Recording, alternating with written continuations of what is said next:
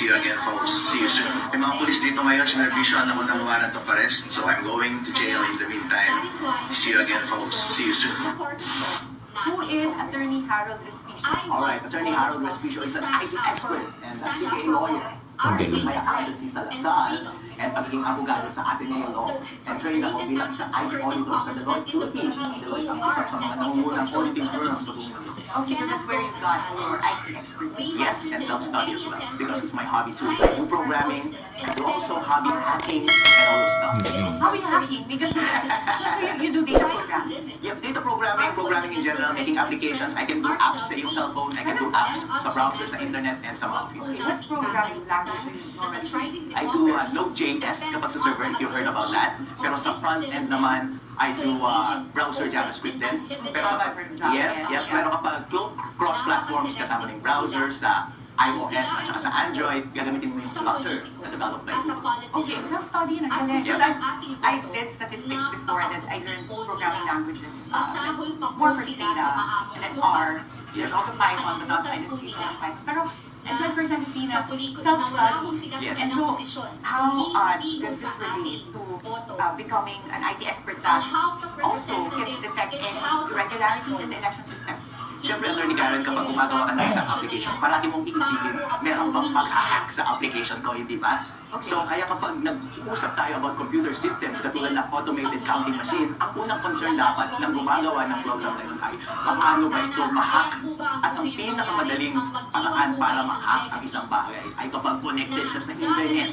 At pwede mong i-assume na corrupted yung source code ng counting machines at connected sa internet, posible na ma-hack. Kaya maraming mga companies sa buong mundo na kapag sobrang sensitive yung ginagawa nilang mga transactions sa kanilang mga computer systems, katulad ng mga natural gas pipelines, ginagawa nilang offline lahat ng mga computer systems nila at i-connect lang nila online iyon kapag nagsamat dito sa data.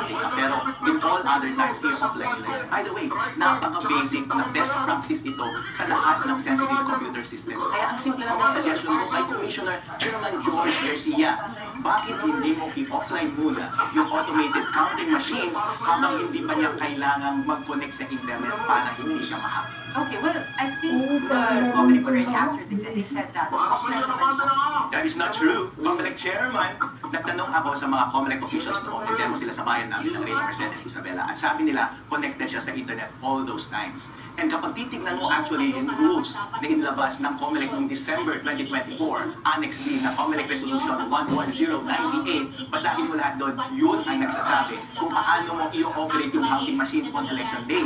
Mababasa mo doon, walang binabanggit na dapat nakadisconnect yung counting machines sa internet at saka mo lang siya i-connect kapag magsisend na siya ng data sa servers ng Comelec.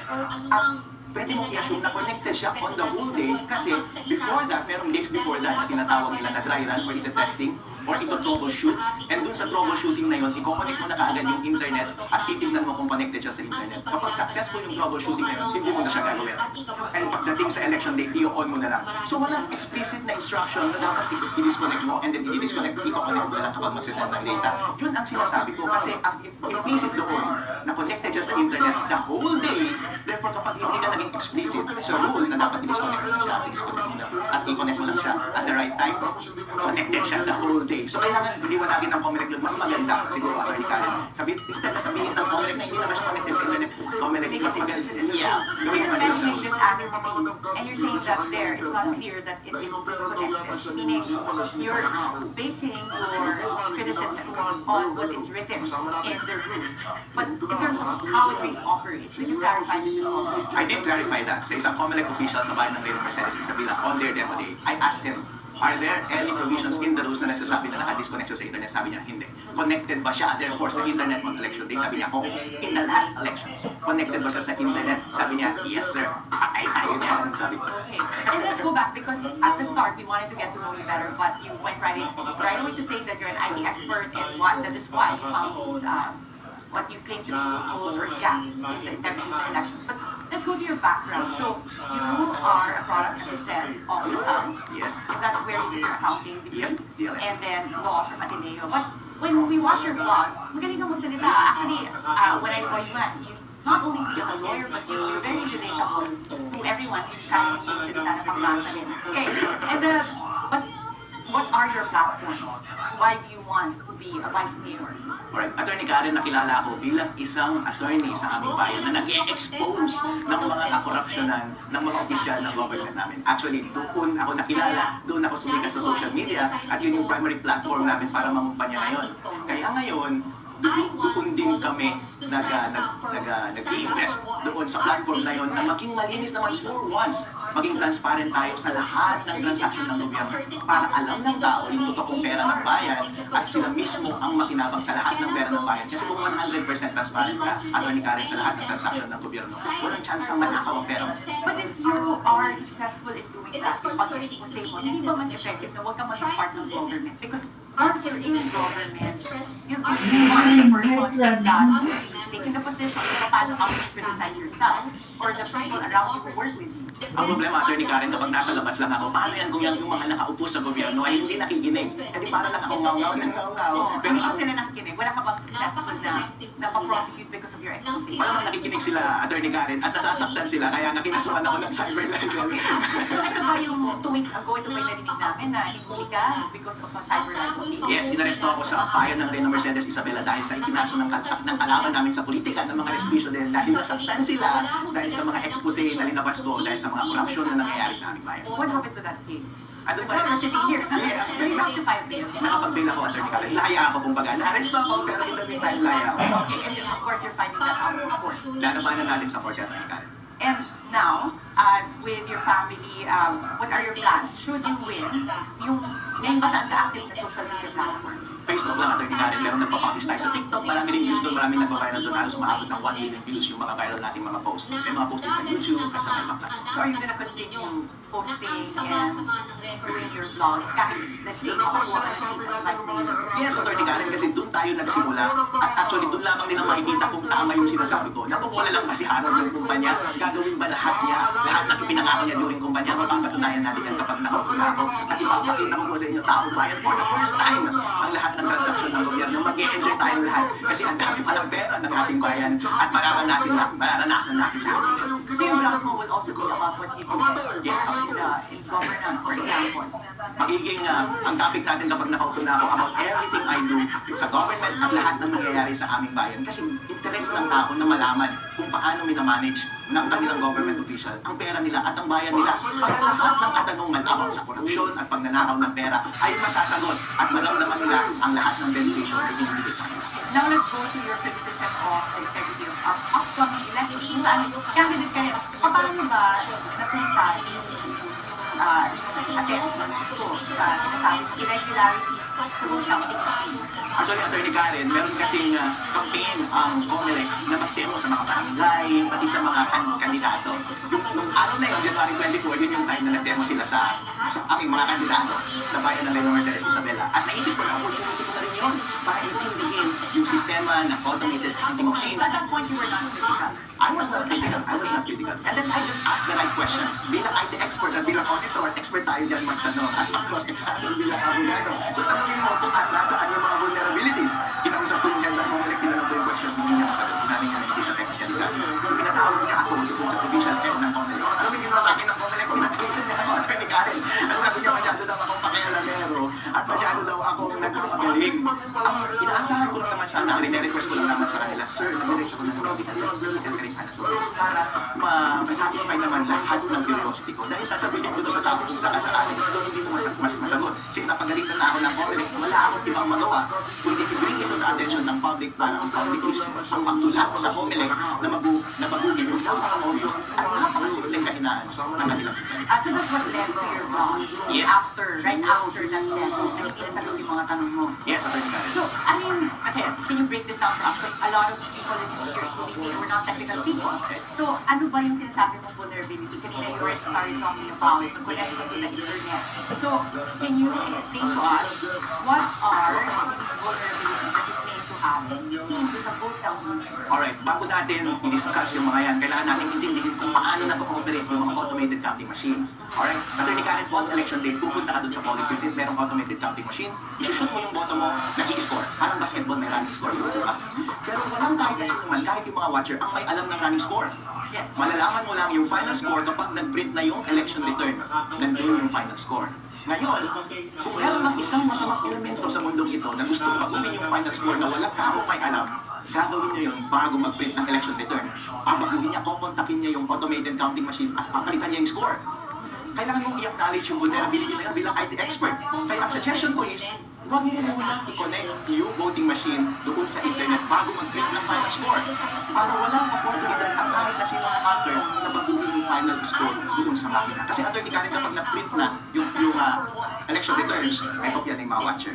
At malamang yun na rin ang isa-send ng automated counting machine sa server ng public. Yung lalabas na final results. Malamang magmamatch na yung final score at doon sa server ng public. Kasi kung iba yung final score at saka iba yung server ng public, magkakaroon tayo ng revolution sa aking bansa. Hindi mo ba? Kaya critical na yung very first instance na maglabas ng final score na walang may alam, dapat walang access sa internet. Kasi by the way, attorney Karen, sabi na rin ng mahalaga lang ang connection sa internet dahil magpapadala ng data ng final score ang counting machine doon sa server ng public. Hindi pala kailangan ng internet habang bumuboto at nag-print ng election return. Pwede i-connect mo na lang siya sa internet kapag magpapadala ka na lang ng data ang print ng election return. But isn't this address, yung risk na ito, by the system that we have before? I know in the past elections, meron pa nga tayo mga third parties that get audit and they do random auditing and they compare the actual election returns, the number of votes supposedly from the machine, and the actual ballots inside the machine. So compare mo physically yung shaded ballots with the ballots. The problem with random auditing, attorney Karen, is paano kapag bilang hacker at may access ako sa lahat ng automated counting machines? Actually, hindi ko na gustong dayain lahat. Halimbawa, dadayain ko lang lahat ng resulta ng election sa akin na Mercedes. So meron lang akong specific na counting machines na gustong dayain. Yung ibang counting machines ayaw kong dayain.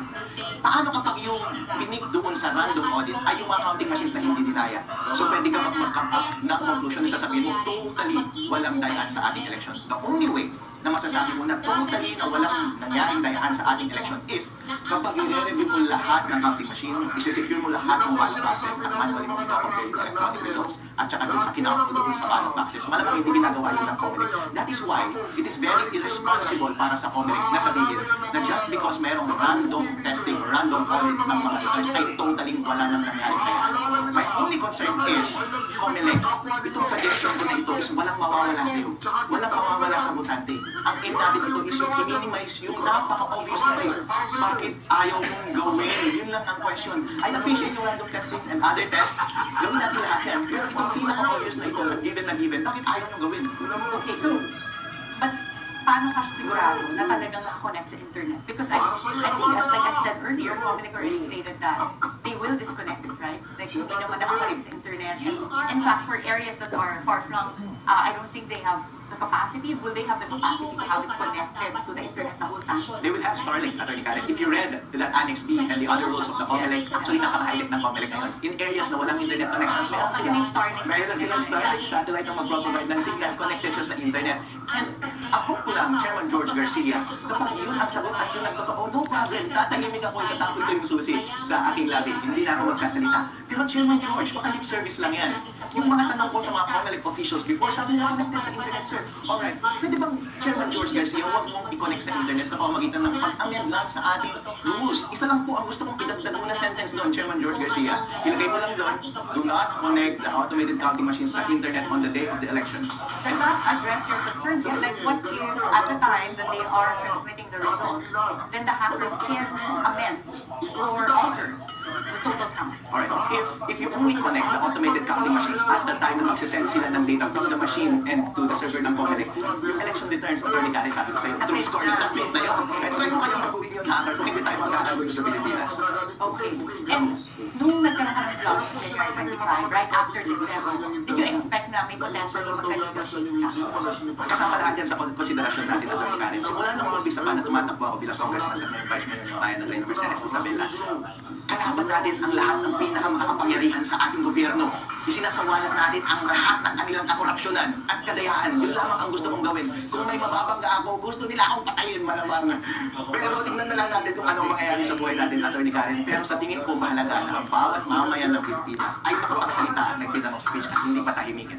Eh, kanina na-mention mo na ngayon na kahit na patayin ka pa, did you ever receive any death threats or threats because of the videos that you posted? Atty. Karen, ang taong gustong pumatay sa'yo, hindi kanya bibigyan ng death threat. Biglang mamamatay ka na lang.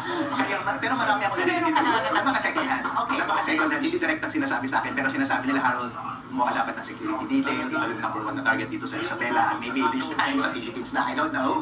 So, syempre, kinakonsidera natin lahat yan. Pero, isipin mo, Atty. Karen, ito na lang yung oportunidad natin na itama ang eleksyon natin. Maging malinaw tayo doon sa proseso. Dahil kung hindi, demokrasya ng taong bayan ang nakasalang. Imagine mo, Atty. Karen, lahat tayo bumoto, mamayang Pilipino, pinipili natin yung leaders natin. Paano kapag ilang tao lang ang kumokontrol kung sino ang mga nakaupo sa bansang Pilipinas? Totoong demokrasya ba yun? Yeah. And of course, dahil nga ang platform mo ay social media, maraming netizens that will react. What is your response to netizens without your credibility? Actually, Atty. Karen, wala pa akong nabasa without it. Actually, I read one or two, pero overwhelmingly, 99.99% ay sumusuporta sa akin. At para sa kanila, nagpapasalamat po ako sa inyong suporta at gusto ko pong sabihin sa inyo na kayo ang dahilan kung bakit hanggang ngayon ay lumalaban pa rin ako at kayong nagbibigay ng lakas sa